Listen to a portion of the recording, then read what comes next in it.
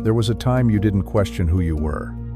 Not because you had it all figured out, but because the noise hadn't begun yet. You moved through early life with a quiet certainty, undefined perhaps, but unmistakably real. Then something changed. It wasn't dramatic. It rarely islanded, just a series of adjustments, to please, to survive, to fit. And with each subtle shift, something original began to fade. The disconnection didn't feel like betrayal. It felt like growing up. It felt like being responsible, like learning to manage reality. But deep beneath that adaptation, a thread remained thin, glowing, intact. That thread wasn't a doctrine or dogma. It wasn't something you learned in a book or picked up in a workshop. It was placed in you before you ever needed to prove your place in the world. And it hasn't left. As Emmet Fox once hinted, the Christ within is not a religious figure, it's a function of soul memory. It stirs the moment you begin to notice that the things you've collected, the titles, the roles, even the beliefs, don't quite satisfy the ache. That ache isn't weakness, it's the pull of remembrance. It's the awareness that something essential has been buried under performance. So, before we journey inward, I invite you to like and subscribe, but only if it truly resonates with your soul. The forgetting wasn't your failure. It was part of the path. It had to happen. You had to forget to remember. You had to wander away from center to understand what it means to live from it. The story of disconnection is not the story of shame. It is the map that leads home. But home is not a destination. It's not waiting in some distant future or spiritual ideal.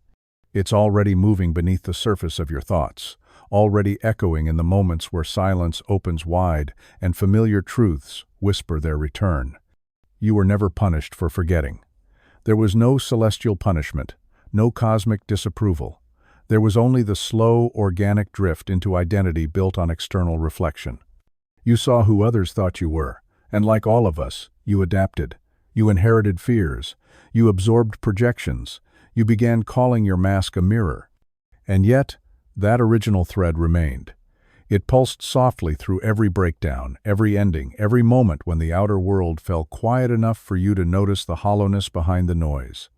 It spoke not in slogans or affirmations, but in the unbearable honesty of your own dissatisfaction.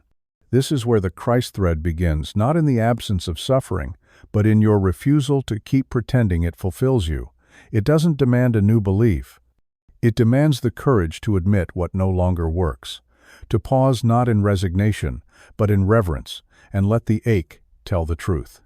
The moment you stop defending your disconnection, something extraordinary happens. The thread reveals itself, not like a vision, not like fireworks, but like the soft click of something ancient returning to place. Your body relaxes, your mind slows. You stop rehearsing your role and begin inhabiting your presence. You realize you've spent years trying to become someone you were never meant to be, all while the original self waited patient, whole, undisturbed. This remembering does not begin with philosophy. It begins with noticing where your life has become too tight for your soul, where your ambitions are no longer alive, only functional, where your relationships mirror your fears more than your essence, where your image feels more polished than your truth. Christ consciousness doesn't sweep in with thunder. It stirs gently through contrast. It begins speaking when you grow tired of speaking in code. It starts aligning when you admit you no longer know who you're performing for. It doesn't arrive. It is uncovered. You don't need to chase this awareness. You need only stop resisting the fact that you already feel it. You wouldn't be here if the thread hadn't already started tugging. You wouldn't be listening if the remembering weren't already active. And yet, even as this begins, the ego will resist. It will offer you a dozen other paths, tactics, systems, improvements. But this isn't about becoming more. It's about removing what was never truly you. The work is not in acquisition. The work is in the surrender of distortion. The Christ within doesn't need to be installed. It needs to be reseated. It needs you to stop outsourcing your clarity, to stop begging for direction from a world that profits from your confusion, to stop borrowing borrowed truths and dressing them as wisdom. This isn't a return to belief. it's a return to essence. There will still be challenges. You'll still face tension. But now, the tension will no longer feel senseless. It will feel like alignment, nudging you to remember what you were born with, what you never really lost, what's still pulsing behind every mask you thought you needed to survive. The forgetting was real. The consequences of it shaped your life. But the invitation now is just as real. And it doesn't come from outside, it rises from within. Not to demand, but to awaken. Even after the first crack of awakening, something in you might hesitate. The thread may be tugging, but years of conditioning don't loosen overnight. You remember that there's more to you than performance, but the pull of the familiar still clings. That's because the forgetting didn't just cover up your truth, it layered over it with a full architecture. That structure came with habits, relationships, language, and a worldview. Undoing it means more than having insight. It means returning to a design you were taught to doubt. What lies underneath all that architecture isn't blank. It's not empty or directionless. Beneath the roles and rules is a living blueprint, unchanged, untouched, and waiting. Not a set of instructions or traits, but a subtle inner design, woven through your mind and soul like light through crystal. It's not a rigid formula, but a frequency. One that only you carry, and one that, when lived, creates alignment far beyond intellect. That design is older than your fears. It's deeper than your traumas. And it is far more intelligent than the systems you've spent your life trying to adapt to. When Emmet Fox spoke of the Christ within, he pointed toward this silent, incorruptible pattern that does not need to be imagined into existence. It already island. Your task isn't to invent the divine identity. Your task is to return to it. This return is not instant. It happens in stages, and often with pain, because returning means confronting where you built your life around something else. And that confrontation feels like loss at first. You mourn not just what was taken from you, but what you once thought you needed. You grieve the energy spent constructing a version of yourself designed to succeed in an environment that never truly saw you. That grief isn't regression, it's honesty. And through it, something holy begins to stir. You may begin to notice how tightly your current choices fit inside someone else's definition of stability, how your ambitions echo old programming more than they reflect your core. You may find yourself in spaces that once felt affirming, but now feel sterile. Nothing external has changed. What's changed is your awareness of the design beneath the surface. And once you glimpse it, you can't unsee it. The world may call this phase confusion, but it isn't. It's disorientation caused by contrast. You're seeing what you built from survival next to what's rising from truth. And in that comparison, the weight of the false becomes obvious. Not because it failed you, but because it was never meant to carry your whole self. It's in this stage that the Christ thread begins to feel more than symbolic. It becomes a compass. Not one you look at, but one you feel. It doesn't shout. It doesn't warn. It moves through intuition, through pattern interruption, through a sudden knowing that your next step must be different than your last. This is where resistance sharpens. The ego, sensing its structures, losing power, will present what seem like urgent questions. How will this affect your relationships? What about the roles you've worked so hard to earn? What happens if no one understands the shift you're making? These aren't questions rooted in growth. They're echoes of the mask defending its territory. The shift toward your original pattern isn't comfortable. It asks you to leave behind more than just illusions. It asks you to stop orienting your value around whether others can recognize your alignment.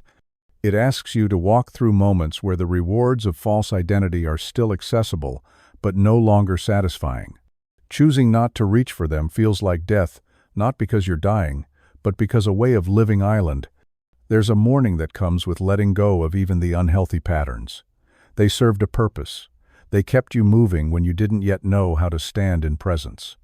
But now the pattern is speaking, and the more clearly you hear it, the less you can pretend that old strength is still real strength. This is the fall where the inner structure collapses in slow motion. It may not show up as crisis. It may arrive in silence. in the heavy stillness after decisions that used to feel easy, in the empty spaces where striving no longer makes sense, in the moments when identity feels dissolved and nothing immediate has taken its place. But you are not dissolving. You are being emptied of what was never you. And through that emptiness, the pattern grows louder, not in volume, but in pull. You begin to feel drawn toward what doesn't yet have language. You find yourself leaning toward people, places, and ideas that feel like memory, even if they've never been part of your life. It's the thread weaving back through you. You don't need to explain this process. Most won't understand it. You may not understand it fully yourself, but you can feel it. You can sense the coherence returning, and with it comes a kind of calm that doesn't look impressive, but is absolutely unshakable. The pattern is not a plan, it's a presence, and it cannot be proven, it can only be lived. This is where we continue from, not in search of something new, but in surrender to what's been there all along, patiently waiting beneath every mask you thought you needed to wear. Once the original pattern begins to reassert itself, the friction becomes undeniable. The body tenses in familiar spaces, not out of fear, but because something deeper no longer wants to remain there. Language you once used with ease begins to feel like camouflage. Even silence takes on new weight, not as retreat, but as refusal to speak from the wrong identity. This is the part of the return where suffering sharpens not as punishment, but as signal. Pain has always been misread by the conditioned self. It was framed as error, failure, or divine displeasure. But in truth, it is the system's alarm, not of danger, but of misalignment. The Christ thread doesn't trigger pain. It makes the distortion unbearable. It turns what you used to tolerate into a form of psychic dissonance. Not because life has grown crueler, but because truth has gotten louder. There's a moment, often quiet but unmistakable, where the old strategies no longer work. You give more effort and feel less connection. You speak more clearly and feel less heard. You try to return to the rhythms that once stabilized you, only to find they now disorient. That's not regression.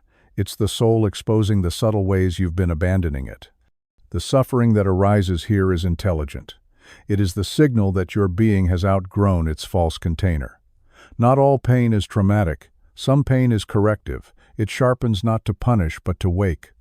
It stings not because you are lost, but because you are too close to truth to keep pretending you're not. And when you realize that, pain stops being a problem to solve. It becomes a threshold. Christ consciousness does not demand you ignore pain. It requires that you stop misinterpreting it. In every ache, there is information. In every tension, a message. Not all wounds are meant to be soothed. Some are meant to be seen through. You may find yourself revisiting old habits, not to reclaim them, but to confirm their expiration. What once numbed you now leaves you restless. What once gave you a sense of control now feels like confinement. These are not failures. These are the nervous system's attempts to catch up with the soul's new center of gravity. You're not cycling, you're shedding. Still, the mind resists. It wants clean answers, fast fixes, guaranteed meaning. But this phase of suffering offers none of that. It offers presence. It asks you to sit inside the ache and recognize that not all discomfort is harm, some is healing in motion. This is where many turn back. They interpret the rising pressure as a sign that the spiritual path has gone wrong, but the thread has only begun to pull harder, and its pull is not always gentle. It does not drag you, but it does not let go either. You may feel alone here, as if the world is moving forward while you stand still in some invisible chamber. But stillness is not stagnation. It is sacred arrest. The old self has nothing left to say, and the new self has not yet found its voice. That silence is not a void, it is incubation. The mind calls it suffering. The soul knows better. This phase is not a descent. It is the death of momentum that no longer serves you. What rises here is subtle at first. A moment of clarity in the midst of exhaustion. A sudden breath that feels ancient. A glance at your own reflection that doesn't start with critique. These are the signs that remembrance is happening beneath the narrative, that you are beginning to respond to pain not with panic, but with inquiry. The shift doesn't look impressive. It rarely registers as progress on the surface. But underneath, everything is changing. You stop reacting from injury and begin responding from essence. You stop trying to escape and start listening. You no longer rush to label your discomfort, you hold it until it teaches you something. Eventually, you begin to see pain for what it really is. The soul's refusal to let you live divided. It becomes the sacred fire that will not allow you to keep betraying yourself. You don't resist it. You don't feed it. You let it do its work. And then, something lets go. Not with force, but with inevitability. A weight you've carried for years simply no longer finds a grip inside you. You speak without defense. You breathe without armor. You meet the moment without preparing for harm. This is not healing as the world defines it. It is not about returning to who you were before the pain. It is about rising into who you were before the forgetting. Christ consciousness is not the end of suffering. It is the end of misreading it, and that changes everything. Now, the ache no longer frightens you. It informs you. You stop shrinking from discomfort and start welcoming the alignment it brings. Not because you enjoy the pain, but because you no longer mistake it for your enemy. And so we continue not in resistance to suffering, but with the willingness to let it finish what it came to refine. There's a difference between healing and awakening. One tends to the wounds. The other asks who was there before the wounding began. This is where the Christ thread makes itself unmistakably present, not as an external figure arriving from above, but as the presence emerging from within when illusion begins to fall away.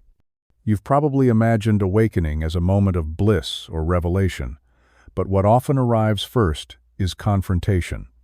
The awareness that you've spent years managing perception while the real self waited quietly in the background. The Christ nature does not show up to confirm your strategies. It shows up to end them. It doesn't demand reverence. It demands honesty, not in performance, but in internal gaze. It holds up a mirror, not of shame, but of clarity. And in that clarity, many of your most cherished coping identities begin to dissolve. This is not loss. It's exposure. The Christ thread begins speaking clearly the moment you stop justifying what you've outgrown. It interrupts your practiced language. It questions the belief systems you've never dared examine. It moves not through thunder, but through interruptions. The conversation you can't finish. The goal that loses all appeal once it's in reach. The voice inside that no longer lets you repeat what no longer rings true. This stirring is not punishment, it's precision. It's the soul stepping forward after years of whispering from behind the curtain. And when it speaks, it doesn't flatter. It doesn't soothe. It names things. You'll feel it not just in ideas, but in the body. A heaviness lifting from your shoulders when you tell the truth. A quiet power entering your tone when you stop asking for permission. A clarity arriving in the pit of your stomach when you finally release the need to defend your path to anyone else. But with this stirring comes tension. Because even as something authentic begins to surface, there's still the reflex to negotiate, to keep a foot in the old structure, just in case the new one doesn't hold. The Christ consciousness allows no such split. It doesn't demand that you walk perfectly. It demands that you walk whole. There will be moments where the old self pushes back with full force. Not because it's evil, but because it's afraid. Afraid of becoming irrelevant. Afraid of what will happen when the story of pain is no longer central to your identity. And that fear can be convincing. It knows your patterns. It speaks in your voice. But this is where discernment sharpens. You begin to notice when fear is disguising itself as wisdom. When your urge to wait is not patience, but avoidance. When your desire to stay grounded is actually a mask for staying safe in the false. The Christ thread speaks through resonance, not fear. Its guidance does not come with panic. It comes with gravity. You feel it pulling you towards something that may have no immediate reward, but feels true in a way that logic can't explain. Following it doesn't look like spiritual performance. It looks like difficult decisions, saying no where you used to say yes, walking away from dynamics you once built your identity around, withdrawing from roles that rewarded your survival but never honored your soul. This is where the remembering deepens. You begin to recall the part of you that never needed validation to speak, the part of you that wasn't shaped by experience but simply was. That's the Christ thread, not a belief, but a state of being that knows itself from within. You're not becoming divine. You're remembering that divinity was always there. The world around you may not mirror this truth immediately. In fact, it may seem to resist it. People may question what's happening to you. They may try to reattach you to your former script, not out of malice, but because your awakening threatens their agreements with who you used to be. But this is not your concern. Your task is not to convince, it's to remain. And remaining doesn't mean standing still. It means standing true. It means choosing from alignment, even when it costs you comfort, especially when it costs you approval.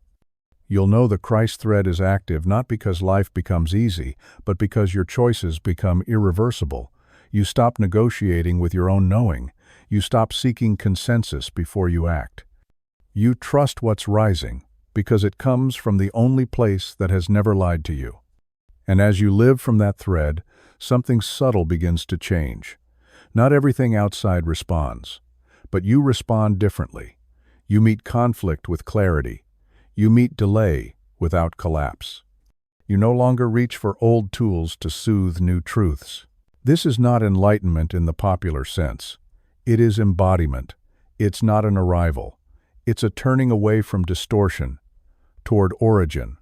It's the refusal to keep narrating your life through the lens of what broke you. Christ does not arrive from outside. Christ rises from within the wreckage of false self. He doesn't fix your narrative. He ends your attachment to it. And through that ending, a truer story begins not told in words, but in the energy you now bring to every moment. This is the awakening, not in light, but in fire. Even as the thread of remembrance begins pulling you inward, the momentum of forgetting still lingers. Not because you lack insight, but because the world you've walked through was built to train you away from it. From the first moments of awareness, you were taught to outsource authority to look outward for definition, for validation, for truth. That training came in many forms. Sometimes it was loud, rules shouted over your instincts, praise given only when you mirrored someone else's expectations. Other times, it was more subtle. A disapproving glance, a withheld invitation, the quiet reward of being agreeable. Over time, these moments layered into a script, and you learned to perform it so well, you forgot it wasn't yours. This is not a story of blame, it's a story of conditioning. And conditioning isn't always malicious, it's often inherited. People taught you what they believed would help you survive, based on what they had to suppress to be accepted themselves. But even good intentions can train you away from your essence. You were not taught to remember who you are. You were taught to adapt. And you did it brilliantly. You became what was asked of you. You learned to be pleasing, capable, careful. You excelled at maintaining equilibrium in rooms that weren't designed for your truth. You shrank when power walked in. You bent when connection felt at risk. You doubted your knowing in the face of someone else's certainty. But the soul never agreed to this. The soul allowed it, watched it, even learned through it, but it never fused with it. And now that the Christ thread is stirring, the split between soul and survival self becomes impossible to ignore. The habits remain, but they feel different. What once gave you a sense of safety now feels brittle. The compliments that once lit you up now ring hollow. The people who validated your performance now seem far away, even when they're standing close. You're not growing apart from them, you're growing out of the role you once played to be near them. This is what awakening feels like in its early stages. Not bliss, but dissonance. Not transcendence, but disillusionment. And the temptation here is strong. To go back, to prove yourself again, to show the world that you're still playing along. But that performance is crumbling, and with it, the craving to be understood by people who only ever knew the mask. As the thread pulls tighter, a new hunger begins to emerge. Not for external success, but for internal coherence. Not for applause, but for peace. And that hunger will not be satisfied by what the world once offered you. You may begin to notice your energy shifting around conversations you used to engage in easily. You'll feel your body recoil at small betrayals, yours and others, not with judgment, but with recognition. You're seeing the cost of the conditioning you once accepted as normal. This is when grief enters, not just over lost relationships or missed chances, but over how long you've gone without fully living. The years you spent earning love that should never have been conditional. The moments you silenced yourself to keep the peace. The times you saw the truth, but withheld it for fear of being seen as difficult, dramatic, or too much. There's no shame in that grief. It is a sacred ache. It means the thread is active. It means the soul is reclaiming its seat at the center of your life. Christ doesn't just awaken your light. He reveals where you learned to dim it. This part of the return is not about rejecting the world. It's about seeing clearly how deeply you internalized its conditions. Not to dwell in guilt, but to sever the unconscious loyalty to a system that never knew your name. And as those loyalties dissolve, a different kind of power begins to surface. Not the power to dominate or control, but the power to stop negotiating who you are. You become less willing to explain, less concerned with fitting in, more attuned to what your body knows, more honest about what your heart has always whispered beneath the noise. At first, this new honesty may feel unsteady. The reflex to reach back is strong, but every time you speak from alignment instead of performance, the ground beneath you strengthens. Every time you pause before betraying your knowing, the thread grows clearer. You don't need to become someone else. You need to stop being what the world taught you to be instead. And that requires compassion, not just for others, but for yourself, for the part of you that adapted out of necessity, for the younger self who played the game because no one taught you how not to. That version of you wasn't wrong. They got you here, but now you are ready to live from the place they had to hide.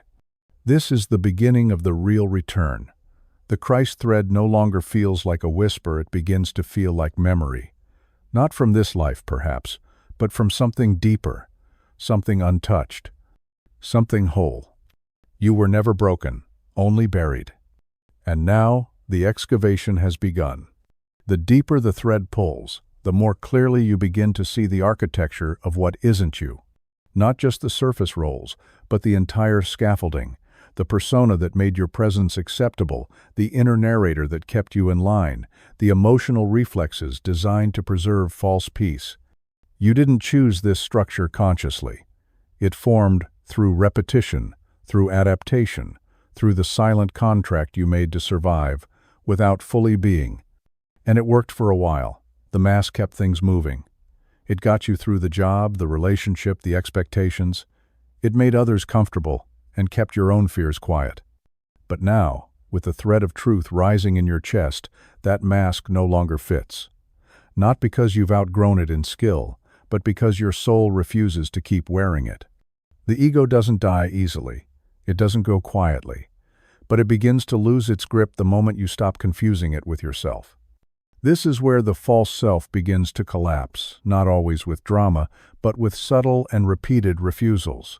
You start saying no where you used to overextend.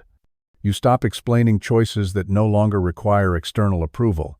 You move away from proving, even when the opportunity is there. At first, it feels destabilizing.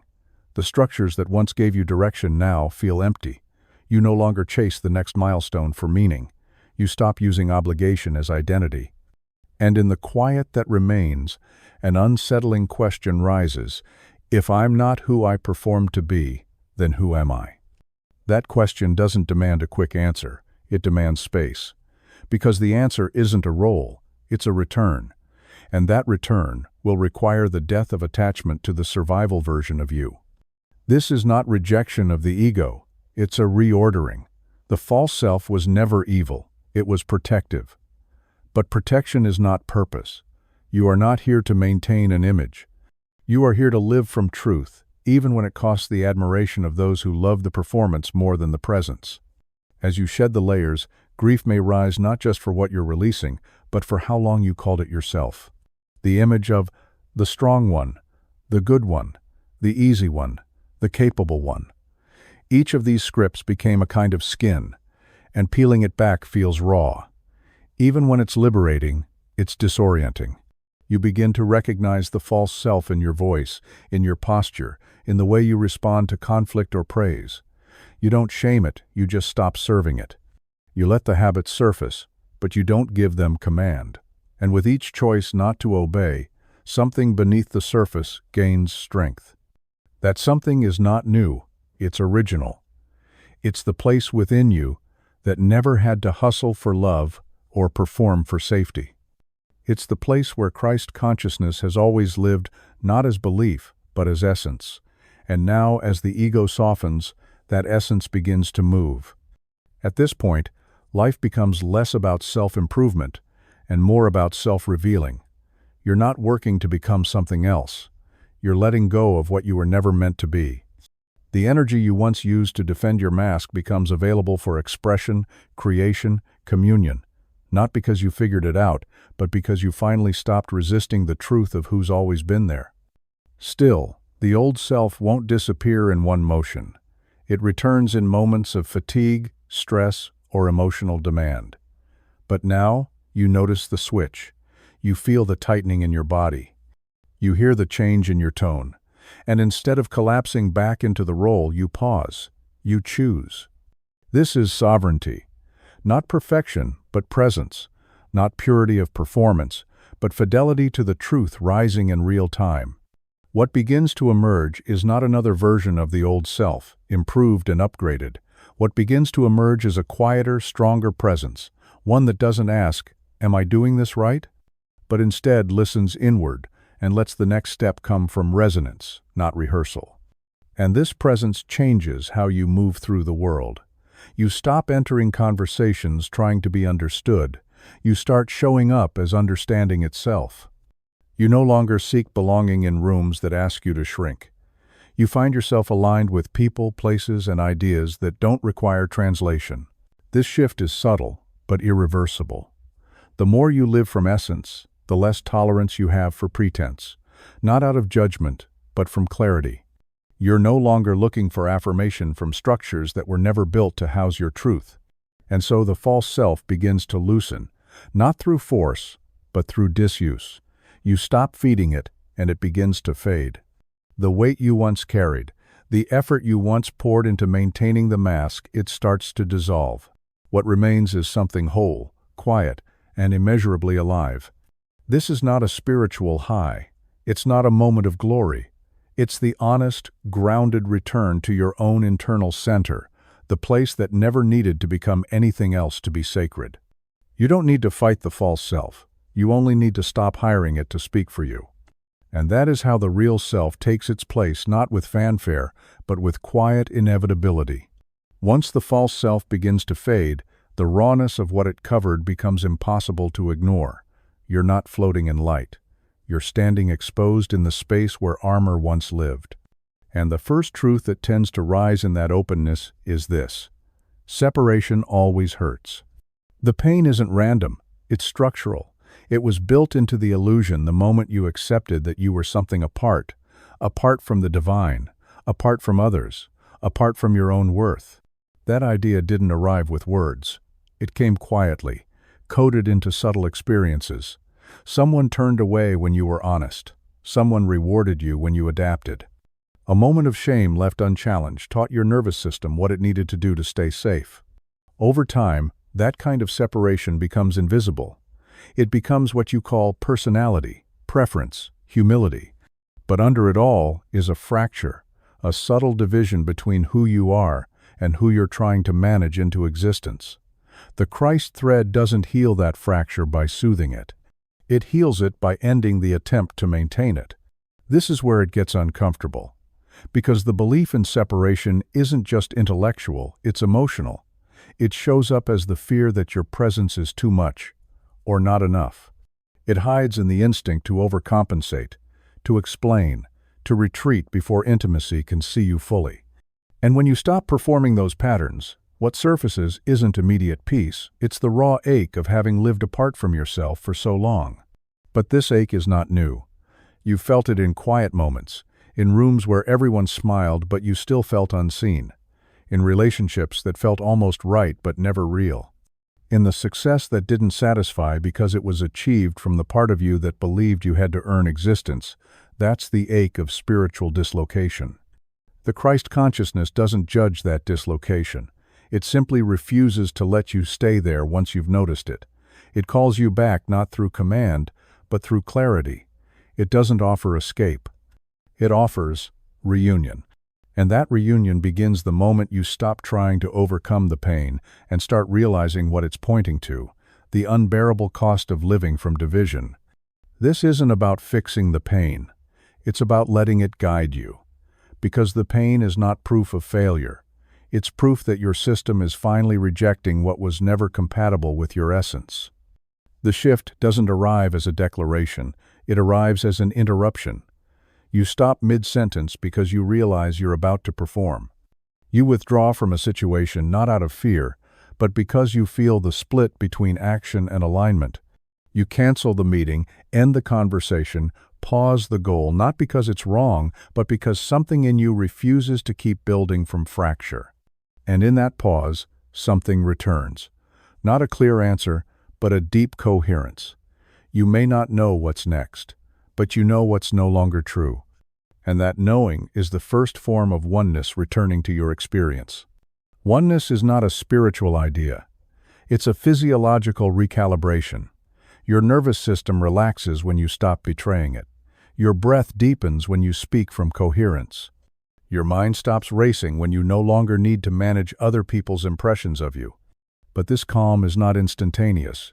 Before it stabilizes, you will pass through withdrawal. Withdrawal from roles that gave you structure, from control that gave you safety, from strategies that gave you momentary relief. And without those, you may feel untethered. That's not regression, it's release. You are not becoming empty. You are clearing the static that made you believe you were separate. This stage often feels the most fragile. Not because you're weak, but because you're exposed. You've stopped pretending. You've stopped bracing. And without the mask, you begin to meet life with a softness that doesn't collapse but also doesn't control. That softness is not lack of strength. It's the return of presence. And presence doesn't rush to prove itself. It doesn't panic when misunderstood. It knows what it knows, even in silence. But don't mistake silence for absence. The Christ thread speaks clearest in these moments when all performance has gone quiet and you finally hear the original tone of your being, undistorted. It may feel like nothing is happening, but what's happening is that you are no longer pushing against life from the outside. You are rejoining it from the inside. You're not just living, you're inhabiting. And that changes everything. Because once you stop identifying with separation, you stop creating from lack. You stop choosing from fear. You stop bracing for rejection. And in its place, a different voice begins to speak. Not louder, but cleaner. It guides not through logic, but through resonance. You walk into rooms and know what does and doesn't belong. You enter conversations and sense what is true beneath the words. You touch decision-making not from pressure, but from inner stillness. This isn't spiritual mastery. This is remembering wholeness. And remembering at this stage isn't something you do. It's something you stop preventing. The ache of separation was never meant to be solved. It was meant to be heard. And now, having heard it fully, you're no longer defined by it. You don't have to go looking for the thread. It's not something buried in some hidden corner of the universe. It's here, woven through your quietest instincts, your clearest moments, your most undeniable truths. Even in your most disconnected states, it never disappeared. You simply stopped recognizing it for what it was. That thread has no beginning or end. It doesn't fade with your mistakes or strengthen with your performance. It is the through line of your being, persistent and unchanging, waiting not to be discovered, but acknowledged. Every act of self-betrayal made it flicker. Every act of alignment made it glow. But it never left. Even when you were furthest from yourself, when you made choices that hurt, spoke words that didn't fit your integrity, stood in roles that drained you, that thread remained intact, not judging, not punishing, just waiting for you to feel the discomfort not as failure, but as reminder. Because that's what pain often is, not an attack, but a marker that you've strayed from the current. And that current, that thread, is always moving beneath the surface, calling you back into coherence. You've likely touched it before, a moment of stillness in the middle of chaos. A flash of clarity while doing something simple, washing your hands, walking under trees, hearing a voice inside you that wasn't anxious or urgent but simply true. That was the thread. It speaks quietly because it doesn't need to shout. It doesn't compete with noise. It waits. But now, as more of the false self dissolves, the waiting is over. You're becoming more available to feel the thread, not as theory, but as anchor. And that shift doesn't always feel spiritual. It often feels like simplicity, a refusal to complicate what's already known, a soft but fierce insistence that your next action honor your truest rhythm, even if no one else sees it. There will still be moments when fear flares, when old roles reach for you, when the mind tries to drag you back into performance. But something in you has shifted. You can feel it when you hesitate before responding, when you notice the urge to defend and let it pass. You're not chasing awakening anymore. You're responding to a current that has always been here. The Christ thread does not demand that you perfect yourself. It invites you to stop abandoning yourself. And once you make that shift, it becomes clear how many of your previous decisions were made from disconnection. Not because you were broken, but because you were reaching for direction without listening inward. Now you listen differently, not to your emotions as commands, or to your fears as truth, but to the hum beneath it all. That hum is the voice of the thread. It doesn't argue, it doesn't seduce. It simply aligns. And the more you move with it, the less drama you attract, the less effort you need to feel whole. It's not that life stops challenging you, it's that you no longer interpret challenge as confirmation of lack. You see resistance not as obstruction, but as refinement. And in that refinement, you grow quieter inside, but more certain. You begin to act from the inside out, rather than reacting to what's outside trying to get in. This is not a philosophy. It's a physiological shift. Your body knows when you're aligned. Your breath deepens. Your tone slows. Your choices feel clean, not rehearsed. You no longer brace for misunderstanding. You speak, and if it lands, it lands. If it doesn't, you do not shrink. The thread makes you real again, not more ideal, but more rooted. And in that rootedness, peace takes on a new meaning, not a fragile stillness that breaks under pressure, but a grounded clarity that holds even in movement. You may not always feel mystical.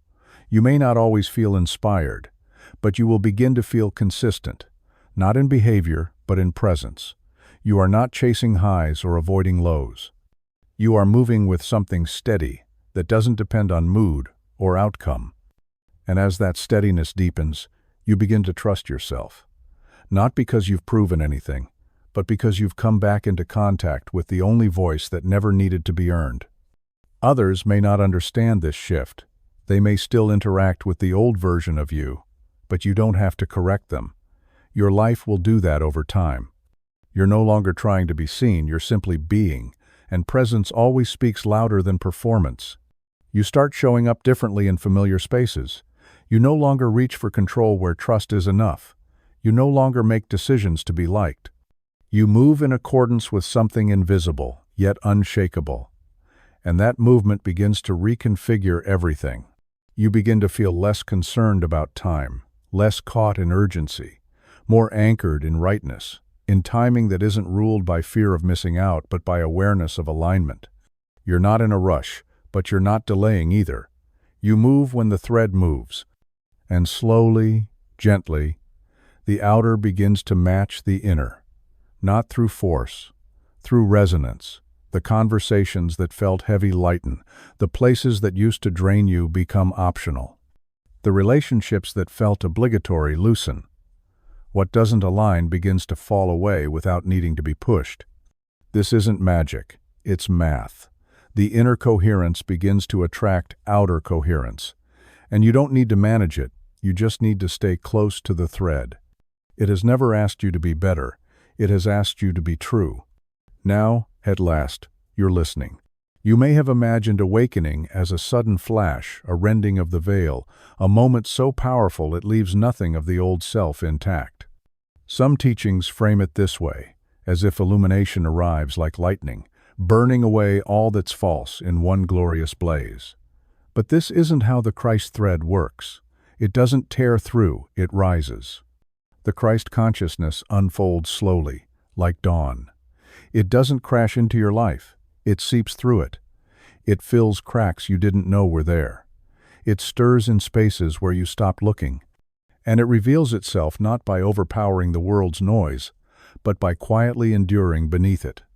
You may wake up one morning and realize something has shifted, though you can't name what. The way you move, speak, even breathe feels a little different. Not dramatically so, but undeniably. The tension that once governed your responses now seems distant. The urgency to prove, defend, or justify begins to lose its grip. There's a softness in how you regard yourself, not because you've become passive, but because you're no longer at war with your reflection. This is the Christ thread rising, not in grandeur, but in depth. It shows up when you pause before reacting, and in that pause, hear something truer. It shows up when you recognize a familiar loop and decline to re-enter it. It shows up when you speak from wholeness without needing to convince anyone of it. There's no applause for this shift, no spiritual fireworks, no final trumpet that signals arrival. But you'll know you've crossed a threshold when the absence of striving feels more powerful than anything you ever forced into being. This unfolding is often misunderstood because it doesn't come with the drama the ego craves. The false self wants radical signs, visible transformations, an audience for its evolution. But the Christ thread has no interest in performance. It doesn't elevate your status. It dissolves the need for it. In this stage, you begin to recognize how much effort was spent manufacturing momentum. You see how often you confused movement with growth. The Christ within you doesn't rush, it doesn't grasp, it doesn't push. It moves with the precision of something that already knows the way. You start trusting that movement, even when it doesn't look productive. You feel the truth of a slower pace, of a choice made from inner resonance instead of external validation. And with that trust comes something you may not have felt in years. Rest, not the absence of doing, but the absence of internal conflict. The awakening is not a mountain you climb, it's a current you allow. And the more you surrender to it, the more you realize you're not being changed, you're being returned. There's nothing passive about this process.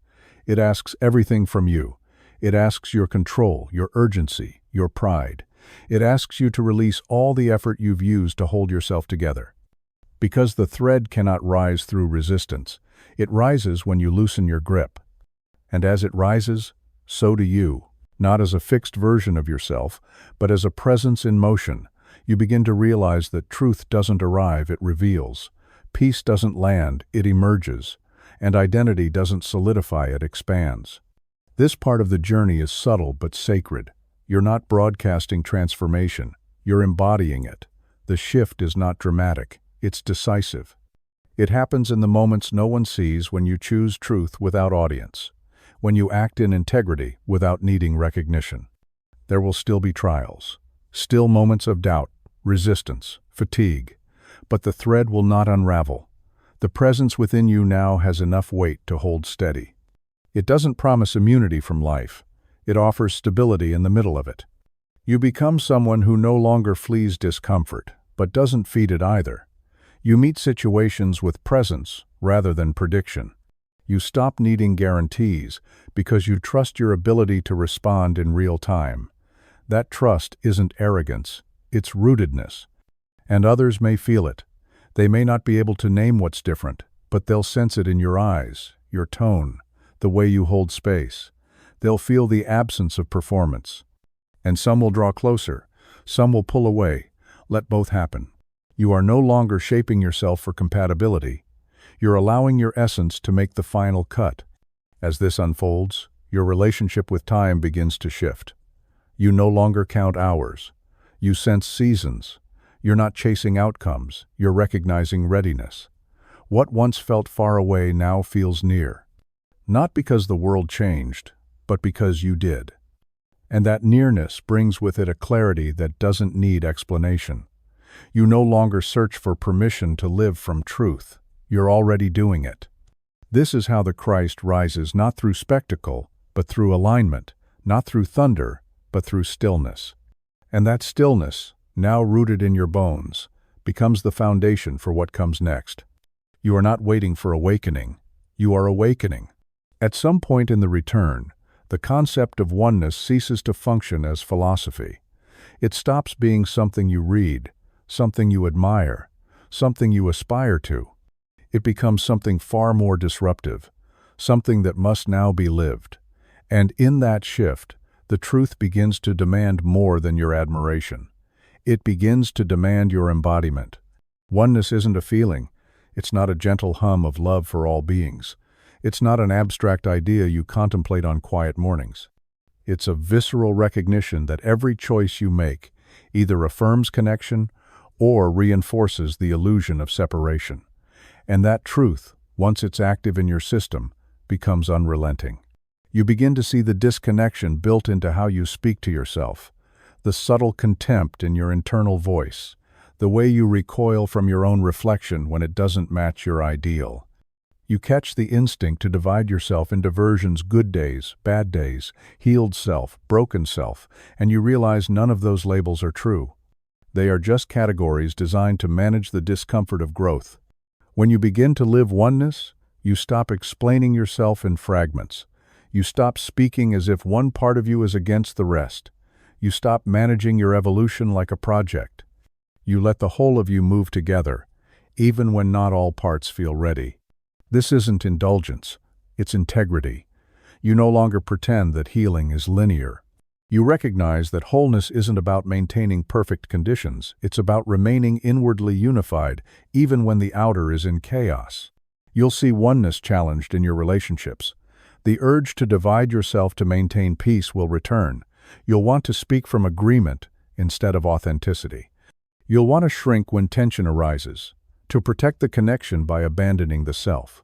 But now, something inside pauses, not from fear, but from awareness. You've begun to recognize the cost of that transaction, and you're no longer willing to pay it. Living from oneness means choosing truth even when it doesn't smooth things over. It means holding your ground without hardening your heart. It means letting others walk away without collapsing into the belief that love must always feel mutual to be real. And within you, it means something even more radical, refusing to treat parts of yourself as problems. It means welcoming the voice that panics without making it your compass. It means letting sadness rise without interpreting it as regression. It means holding anger with clarity, not shame. You stop editing your experience to fit a narrative of higher self. You realize the highest self is the most honest one, and this kind of honesty has consequences. You'll find certain environments unbearable, not because you've become superior, but because you're no longer willing to fragment your being just to remain comfortable. The cost of compromise feels heavier than ever before, not as punishment, but as clarity. You'll begin making space for silence, not as retreat, but as alignment. You'll stop filling the void with noise. You'll stop explaining your evolution to people who aren't really listening. And in that silence, something else emerges: deep listening. You begin to hear yourself again, not just the polished parts, but the full symphony of your inner life. This kind of union is not sentimental, it's fierce. It won't let you pretend. It won't let you speak against yourself, even as a joke. It won't let you act from guilt when love is what's true. It won't let you say yes when your soul is screaming no. Oneness is not about melting into everything. It's about knowing where you begin so clearly that you no longer lose yourself inside of anyone. And it's here, in this stance, that the Christ thread glows brightest. Not because you've reached perfection, but because you've stopped abandoning the present moment in pursuit of it. You're not waiting for full clarity to move forward. You're moving from the deepest clarity available now and letting each step refine the next. The awakening continues not through revelation, but through repetition. Each day offers you new chances to choose alignment over performance, presence over panic, connection over control. These are the sacred, ordinary practices of living oneness, not once, but moment by moment. And in that practice, something shifts. Life no longer feels like a puzzle to solve. It feels like a rhythm to keep. You're not racing. You're remembering. You're not conquering. You're unifying. And every time you act from that inner thread, you affirm not just who you are, but what you are part of. There is no grand arrival, no final scene. Just a widening sense that you no longer need to reach across a gap to touch the divine. The divine is not elsewhere. It is where you are, how you move, and what you allow to rise unfiltered. Oneness is not found, it is lived. You've likely been taught to worship the mind, to see it as the seat of reason, the source of power, the master architect of a meaningful life. You've trained it, stretched it, fed it knowledge. You've leaned on it to protect you from chaos, to make sense of pain, to guard you from vulnerability. But there's a moment in the awakening where the limitations of the thinking mind become too evident to ignore. It's not that the mind is wrong. It's that it was never meant to lead. It was meant to serve. When the Christ thread rises within, one of its clearest functions is the reclamation of order within your inner hierarchy. Spirit first, then heart, then mind, then body. This is not a rejection of intelligence. It is the return of alignment, because a mind that runs without guidance becomes noisy, scattered, compulsive. It begins to spiral in search of safety, only to confuse control with clarity. And it gets loud. So loud that you mistake its chatter for truth. The narratives it spins, what might go wrong, what others might think, what needs to be fixed, start to feel like reality. You live not in the world itself, but in your interpretation of it. And over time, those interpretations become cages. But as the Christ consciousness begins to reorder your internal structure, you realize something radical. Peace does not begin with explanation. It begins with stillness. And stillness is not born in the mind, it descends through the spirit. You've already had glimpses of this. Moments when insight arose not from analysis, but from a sudden, quiet knowing. Decisions that felt right, not because they were rational, but because they resonated so deeply you couldn't deny them. Those moments weren't accidents. They were glimpses of the mind stepping aside so the higher wisdom could lead. Now that you're walking the thread more deliberately, those moments increase. The space between stimulus and reaction stretches. The need to categorize every emotion softens. You start to notice the difference between the voice of fear and the presence of truth, not just conceptually, but viscerally. Your nervous system responds. The body begins to relax when you no longer believe every anxious thought. You stop reacting to every perceived threat as if it defines you. You let yourself feel before you interpret. And in that pause, your vision clears. This is what reclaiming the mind looks like, not silencing it, but purifying its function, letting it become the translator, not the tyrant. It begins to work in harmony with spirit, not in rebellion against it. And when that shift occurs, your relationship with your own thoughts transforms. You no longer identify with the loops. You hear the noise without obeying it. You see the old programs, judgment, panic, control, but you don't feed them. Instead, you notice, breathe, and let the thread guide the next action. This isn't detachment, it's maturity. The kind that doesn't need to fight every thought, but also doesn't bow to them. You move from reaction to response, from story to presence. And presence rewrites everything. It changes how you speak. You become slower, more deliberate. Words carry weight, not because you filter them, but because they rise from clarity. You no longer speak to impress or defend. You speak to connect, or you don't speak at all. Your creativity shifts. Ideas no longer feel forced. They arrive. They land. You trust them more, because they no longer come from the frantic rush to produce. They emerge from still waters.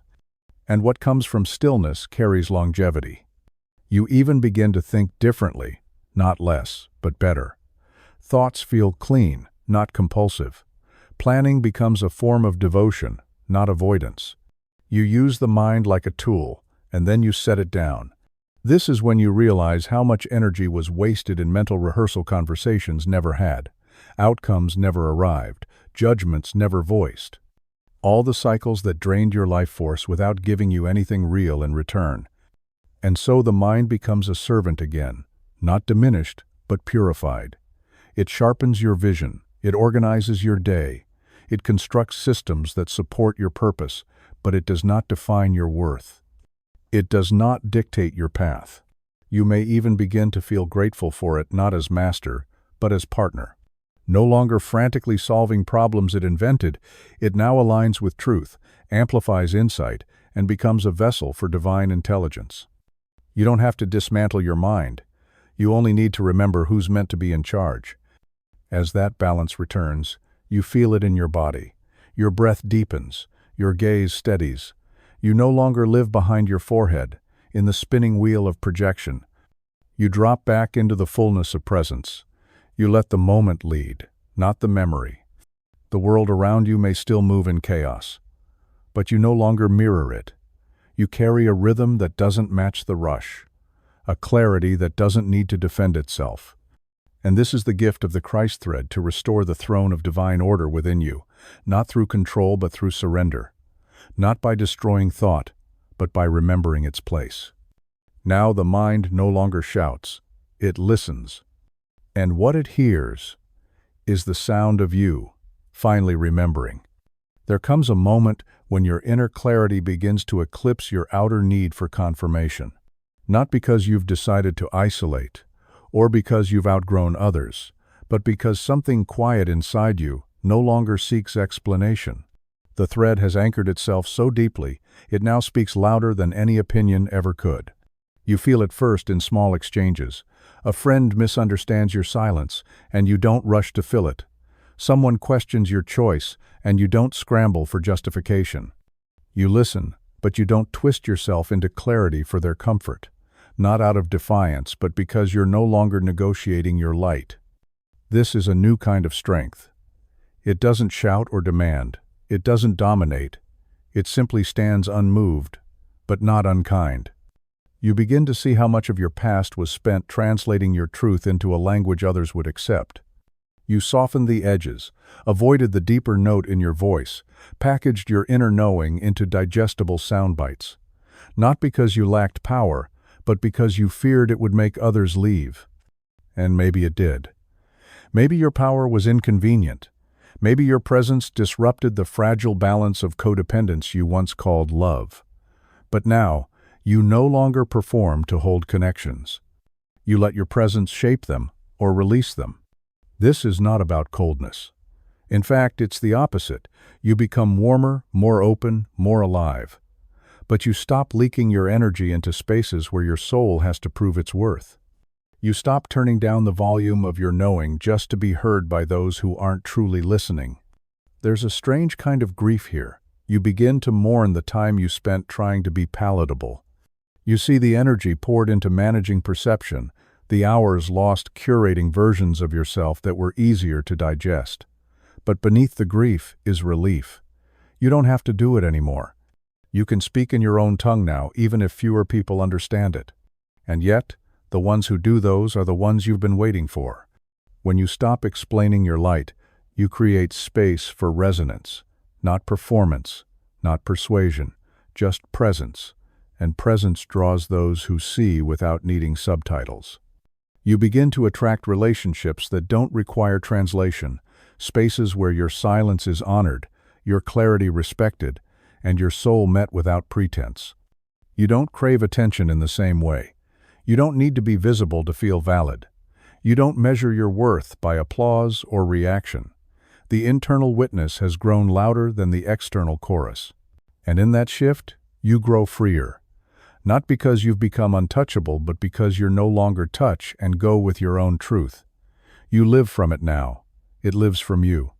The two have merged.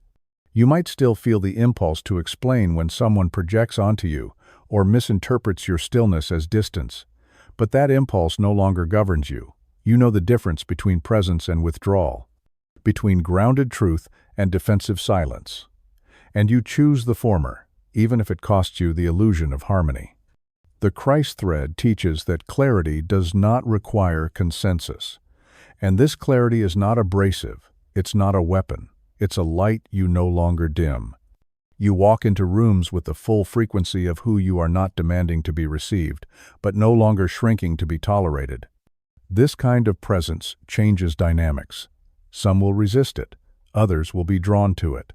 Some will try to reframe you into an earlier version of yourself they're more comfortable with, but you won't go back. Not because you're prideful, but because that version no longer exists. You didn't upgrade, you returned. And in this return, you stop craving understanding from those who've chosen not to know themselves. You meet projection with neutrality. You respond to criticism with discernment. You stop seeing misunderstanding as something to solve. It's not rejection, it's redirection.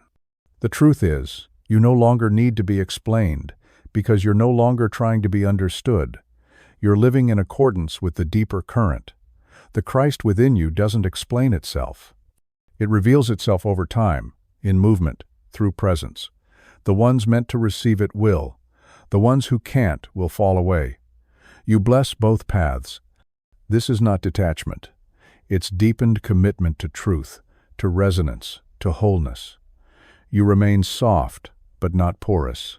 Open, but not exposed. You no longer absorb confusion. You allow it to pass through without entering you.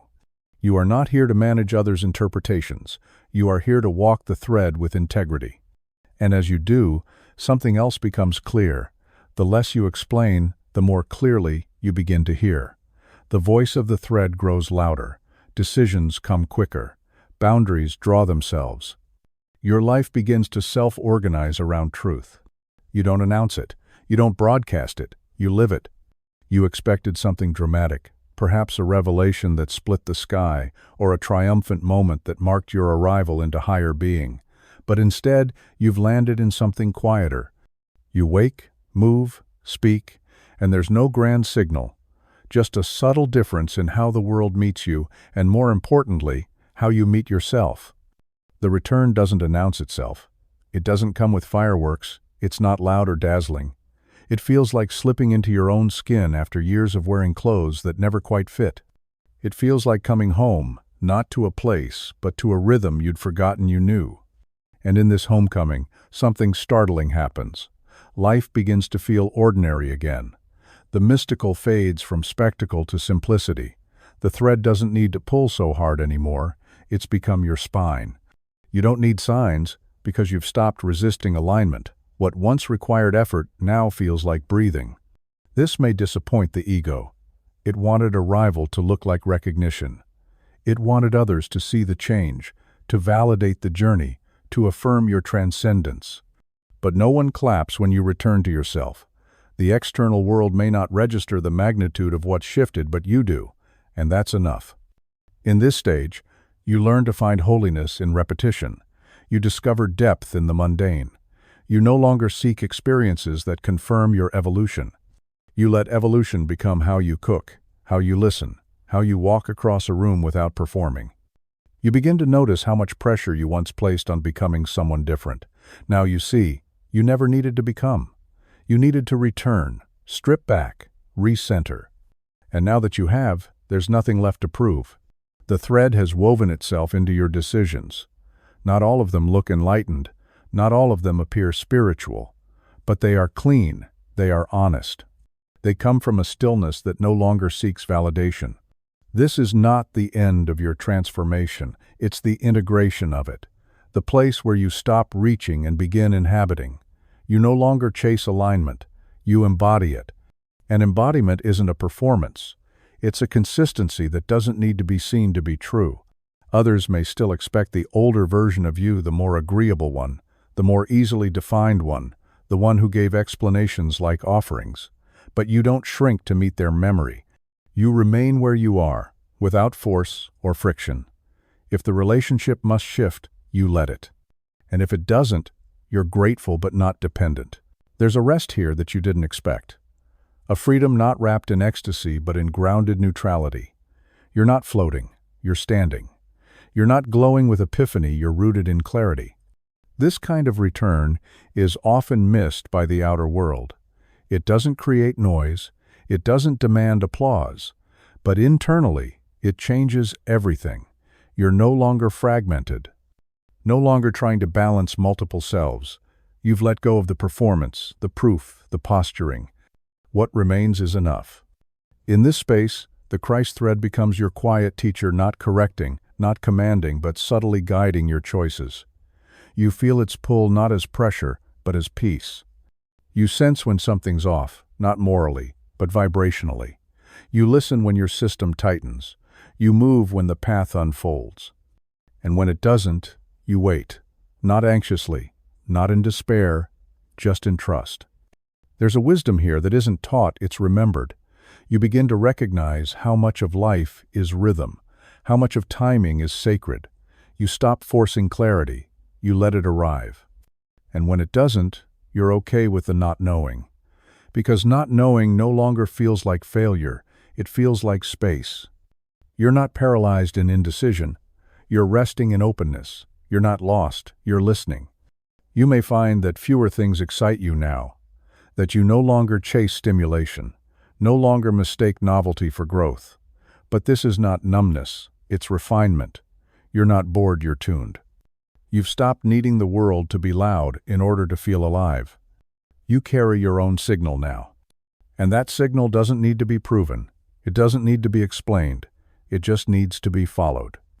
This is how the return arrives, not like thunder, but like breath. No climax, no final scene, just the steady presence of who you've always been, revealed in the rhythm of who you are now becoming. When the remembering becomes your rhythm, it's no longer something you reach for. It becomes the ground you walk on. And yet, the journey isn't over. The thread has pulled you home, yes, but now it begins to root you deeper, anchoring what once felt fleeting into the marrow of your being. At this stage, presence no longer visits, it stays. But with this quiet constancy comes a sobering truth. The world around you often remains asleep. You've awakened from the script, but many are still performing it. You see it in their striving, in their rehearsed language, in the eyes that flicker with anxiety behind curated confidence. You feel the tension of a collective dream still clinging to separation. And this is where your path begins to mature. You are not here to escape the world. You are here to remain awake within it. That requires a new kind of strength, not the strength to dominate or defend, but to hold your inner flame steady when the winds of forgetting blow around you. You're no longer fighting the world, but you're not fusing with it either. You remain present, clear, and open, but unshakable. This is what it means to carry the Christ thread fully embodied. You don't need robes, rituals, or declarations. You don't need to be the loudest voice in the room. You simply remain intact, unaltered by praise, undisturbed by rejection. Others may sense it. Some will be drawn to you without knowing why. Not because you speak differently, but because you carry an integrity that doesn't waver. Your peace is not fragile. Your boundaries are not brittle. You move from a core that does not require agreement to remain whole. And when conflict arises, as it inevitably will, you no longer meet it with panic. You meet it with perception. You no longer react to defend the self. You respond from the knowing that the self is not at risk. There is nothing to defend when you know you are not your story. This makes you powerful in ways the world doesn't always understand. Your presence becomes a mirror. Others may resist what they see in it not because you've judged them, but because they feel their own disconnection. And still, you do not waver. You do not shrink to soften their discomfort, nor do you weaponize your clarity to elevate yourself. You simply remain. This kind of spiritual maturity is rare, not because it's unreachable, but because it requires the one thing the false self fears most, no longer being needed. And yet, when the Christ thread fully weaves through you, the false self no longer resists its dissolution, it bows. Not in shame, but in surrender. Because even the ego was never your enemy. It was a tool forged in survival. Now that survival has given way to presence, it becomes unnecessary. You don't kill the ego, you outgrow it.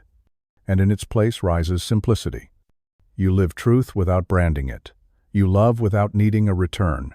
You give without draining yourself. You rest without guilt. You lead without force. This is not sainthood, it's sanity. This is what the awakened life looks like. Not a constant state of bliss, but an unshakable center. You still feel, you still grieve, you still long. But none of it unseats you. Emotion moves through, experience flows, and you stay rooted in the thread that carries you through it all. You've stopped needing to interpret every event as a sign. You don't over-spiritualize pain or try to extract lessons from every challenge. You trust the process, even when the meaning isn't immediate. That trust allows you to walk through discomfort with grace, to face uncertainty without collapse. And now, in this steadiness, you become a sanctuary, not for others to cling to, but for others to remember through. Your presence reminds people of something they've forgotten in themselves. Not by preaching, not by fixing, but simply by being. You've become the thread made visible. Not all will celebrate this. Some will distance themselves, not because you've changed, but because they can no longer find the version of you they once knew. Others will lean in, asking questions without words, feeling safer in your silence than they ever did in noise. Let them. You are no longer responsible for awakening anyone. You are responsible only for staying awake. And when you do, when you live this thread without needing to explain it, you create the conditions for others to feel their own. You don't pull them, you invite. You don't convince, you reflect. This is the return of spiritual authority, not over others, but within the self. And it's from this place that your next step will rise, not from pressure, not from ambition, but from alignment. You no longer chase purpose, you follow presence. You don't manufacture impact. You live truthfully, and trust that the impact will form where it's meant to. The Christ thread, once silent and subtle, now moves as you. It doesn't lead from above, it flows from within. You are not the seeker anymore. You are the expression. There is a final threshold in this journey, not marked by fanfare, but by a shift so profound, it leaves you hushed. You stop walking towards something. You begin walking as something. The thread no longer feels like a current to follow, it becomes your very fabric. You've ceased chasing return. You are the return. This is the death the mystics spoke of, not the end of the body, nor the extinguishing of personality, but the quiet dissolving of identification with separation.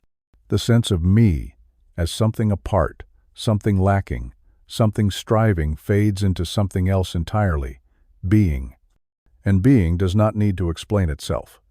The Christ within is no longer a distant ideal, no longer a flare of light on rare days of grace.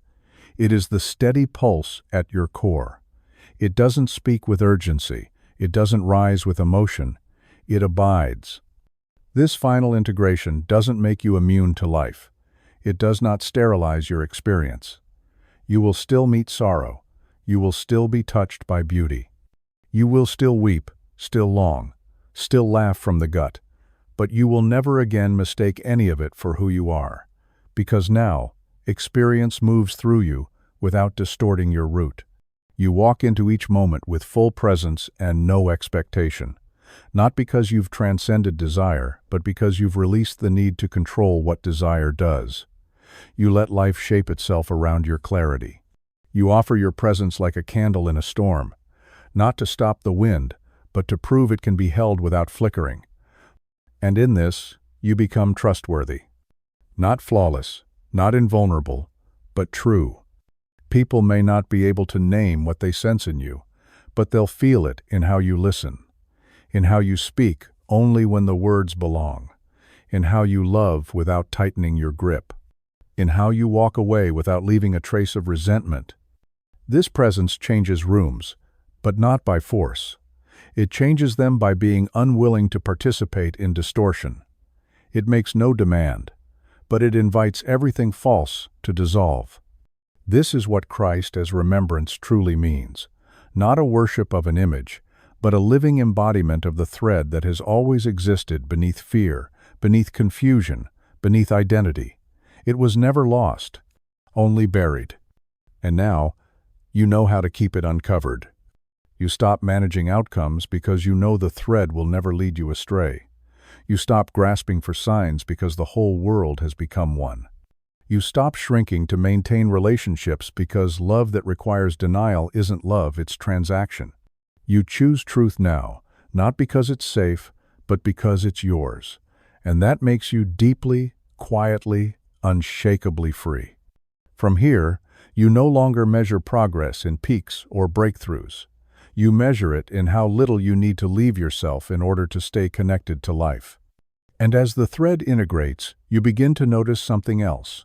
The veil that once separated you from others thinner, the wall that divided the sacred and the ordinary vanished. The voice that once tried to protect you through control silent. You hear only what remains, stillness. Not the absence of sound, but the presence of being. You are not ahead, you are not behind. You are not done, you are not beginning, you are.